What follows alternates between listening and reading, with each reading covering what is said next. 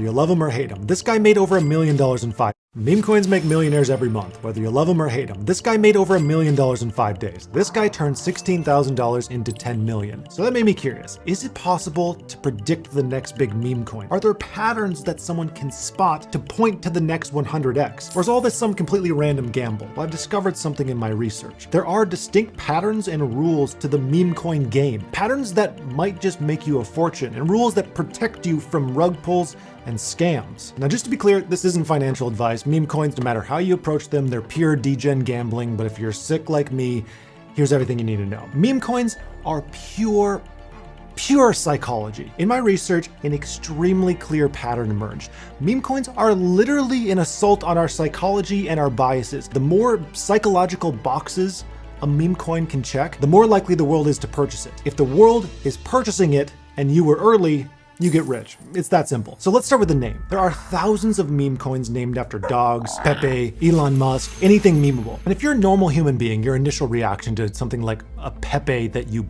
put money into, you go, that's pretty stupid. If you're a crypto investor, your reaction is something like, that's pretty stupid. Can I make money off of it? At least we all agree that they're stupid, but it does make sense if you really think about these. A memeable name, by definition, is simple and understandable. The name Shiba Inu is attractive to millions of people because millions of people can look at the name Shiba and think, huh, funny looking dog. It's that simple. You don't need to think to understand the names of these popular coins. The name should embody some concept that is extremely easy to understand and extremely likable by the average person. Like, who doesn't like a Shiba Inu dog? They're cute, they look funny. Like, that's it. It's that simple. That's our first checkbox. Now, of course, a good name, that isn't enough for a meme coin to blow up. People have to actually buy the thing. And that brings me to the friction of meme coins. Meme coins most often are built on larger market cap projects like Solana or Ethereum or whatever. The reason is pretty simple for this. Investors already have money in those large products, which means there's less friction to buy the tokens that are built on those layer 1 ecosystems. It's a lot easier to get an Ethereum holder to buy a meme coin that's built on Ethereum than it is to get someone to take some cash, transfer that to Ethereum, and then use that to buy some meme coin. If it's easier to buy, more people will buy it. And I have another important point on that later, but you need to hear this first. Think about this. On bigger projects like Ethereum or Solana or whatever, you have investors who have made tons of money in their initial investment into those tokens. Like someone who bought Ethereum early, now they're just sitting on some bags. But when you have a big win in crypto, you don't really feel like it's real money. It's in that token, it's not dollars, it's not cash in your hand. And when you have money that doesn't feel like real money, think about this psychologically, you're more willing to spend it in dumb ways, like meme coins. So for example, if a product like internet computer pops off, you might want to start looking at meme coins associated with that layer 1. The reason being is you have a ton of investors actively looking for the next spot to park some of that cash. And of course, meme coins are often the loudest projects marketing-wise because they are just pure marketing. Plus, they're extremely simple to understand, so that's kind of an attractive place to park some of those gains that you made that don't really feel like real money. And yes, you need to be extremely careful with all this because while meme coins are subject to these capital flow principles, they're also completely insane. And they're subject to extreme cycles of hype that typically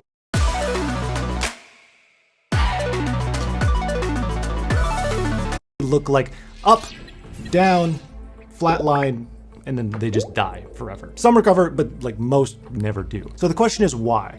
Why do they pump in the first place beyond what we've already talked about so far? The answer might lie in how the internet functions as a whole. But first, real quick, let me do a portfolio update. We've been doing a ton of trading over on the Finova Patreon page. Here's a recent trade that we did that resulted in a 14% gain in one day on a Matic short position. This was because we noticed the price would likely drop earlier in the day. You would have had access to that trade and many others like this 25% gain if you were a member of our Finova Patreon last week. Now, unfortunately, right now, we're totally sold out of spots on the Patreon. We will be for a while as we work on building out course material for current members, but for everyone asking, I'll let you know when we have more spots available. Now back to the internet and its influence on meme coins. This is super important. The internet is amazing at pushing whatever idea is currently popular. Meme coins are great at taking whatever's currently popular, riding that wave, and making some money off of it. When coins like Doge or Shiba Inu come out, they blew up. Then copycats wanted to jump on the bandwagon. So then they took that dog theme and then ran with it. Others just took the word Inu and attached anything they could think to it, like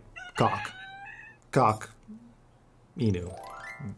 It's kind of funny. Then you have coins based on existing memes or ideas like Pepe or Jesus Coin, or coins based on anything that Elon does. Again, this is all fairly dumb, but it's actually tapping into something that's innately human, fad mentality. People love fads. If something's popular, people just flood to it. You see this all the time on social media, you know, those fancy cups that girls are just going nuts over at Target. Joe Rogan, ice baths, Yeezys, fads, they come and go.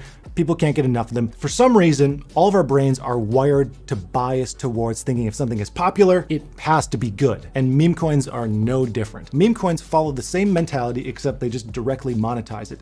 Instead of building coins based on technology or ideas, the coins are built around chasing fads. Some set the fads, most copy. The market then responds to real-world events that relate to those fads. So for example, if Elon Musk does just about anything, Dogecoin reacts, the price pumps. Elon can influence that fad directly. Some coins do it better than others. The bad ones fail to follow earlier principles that we talked about. See if you can find the issues in this coin. Toshi, a coin named after Brian Armstrong's cat, which he named after Satoshi Nakamoto. That coin is very unlikely to ever be $1 billion meme coin.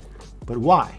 It's too complicated and too irrelevant. The name is named after a cat that a guy named because of another guy's name. In the meme coin world, that's way too much thinking. And he's not relevant enough. Brian Armstrong, he simply isn't famous enough for this coin to blow up as a result of him. Never underestimate the power of a strong narrative. Our psychology, we just can't get enough of a strong narrative. We're a storytelling species, we can't get enough of it. Perfect example of what can happen. Doge's price was completely flat for years until a perfect storm of narrative events not only brought it back to life, but propelled it into what it is today. And there are a few principles at play here that encapsulate the meme coin logic in its entirety. See if you can spot them. First, Elon Musk. He started tweeting about Doge. Then Reddit went crazy about it. Then Snoop Dogg and Gene Simmons started talking about Doge. Then Mark Cuban started using it as NBA games. And then after that, Coinbase listed it, and this caused this widespread market surge. This was a series of narrative events that resulted in one big mountain of Doge gains. That made a whole lot of people rich. But what actually happened here, like under the hood? Well, first, the narrative around Doge was resuscitated. Before Musk, Reddit, and the others, Doge was pretty quiet. The price reflected that. You know, it's pretty flatline. But when their combined narrative event got people on the fad, money started flowing back into Doge. Next, it was listed on Coinbase and other exchanges. This was huge. This was the moment. It checked a psychological box that almost no meme coins are ever able to check: legitimacy and credibility. As a result, people were extremely willing to invest. Not only that, it's even easier to buy that thing, so there's less friction. Anyone can get a Coinbase account and buy some stuff. They don't even have to worry about cold wallets, hot wallets, custody, things like that. Extremely easy to buy, extremely low friction. So many boxes are checked here. With meme coins, you're not trading commodities. You're trading popular fads and the narratives that drive them. The better you are at paying attention to the flow of these narratives, the psychology behind them, and the impact they have, the better you'll be at picking meme coins. It's crazy, it's risky, but there's some kind of actual logic and structure behind all of this. But that's not all you need to know. I realize there are two types of meme coins: community-driven coins and BS coins. Community-driven coins, they grow from some shared sense of humor, some kind of shared circumstance. Sometimes they develop a real utility as people, you know, hop into the project and then contribute to them. It's essentially people having fun, doing dumb stuff on the internet, and trying to make money. Like, what isn't to like about some community-oriented meme coin? Whatever, no harm. The BS coins, they're driven by people, often influencers, who they're acting behind the scenes to artificially hype up and pump the price before just selling it on everyone, getting a profit, like essentially a rug pull. There are usually warning signs for these BS coins. Coins like these are often majority held by a few potentially bad actors. For example, the meme coin PsyOp had 90% of its tokens held by one guy, its founder Ben.eth. If the coin is held by just a few wallets, run. Ideally, you want to sidestep BS coins and focus on just the community-driven ones. And that's not the only warning sign to look out for. Also look at token transactions. Are there a bunch of small transactions coming from one wallet? If so, they could be there just to artificially pump the transaction volume. Again, just don't even be there in the first place. Get out of there. Same goes for followers. These can easily be bought, so don't put much weight on them. Always use rug checker tools as well to second guess any of your decisions. These will look into smart contracts and liquidity to see if there's like anything suspicious going on. These scams work because people don't do those steps.